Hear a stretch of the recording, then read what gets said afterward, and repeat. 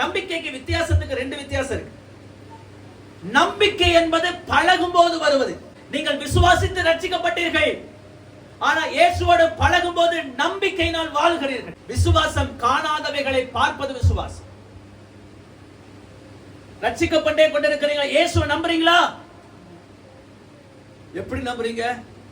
எனக்கு அவர் அற்புதம் செஞ்சிருக்கிறார், என் வியாதியை மாற்றிருக்கிறார், கடனை மாற்றிருக்கிறார், சூழ்நிலையை மாற்றிருக்கிறார், அழுகும் போது என் கண்ணீரை துடைத்திருக்கிறார், என்னை விசாரித்திருக்கிறார், என்னை கவனித்திருக்கிறார், என்னை பராமரித்திருக்கிறார், எனக்காக எல்லாவற்றையும் செய்திருக்கிறார். நான் நிற்கிறது இன்றைக்கும் உயிரோடு இருக்கிறது காரணம் அவர் அவர் அவர். ஏன் அவரோடு நான் வாழ்கிறேன், அவரோடு நான் பழகுகிறேன், அவரை பற்றி எனக்கு நல்லா தெரியும். அதற்கு பேர் தான் நம்பிக்கை.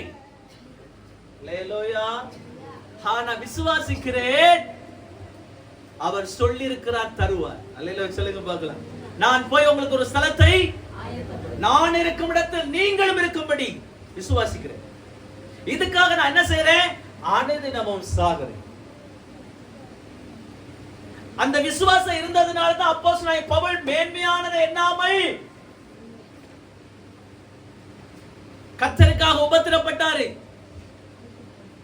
அப்போஸ்தலனாகிய பவுல் அவ்வளவு உபத்திரப்பட காரணம் என்ன?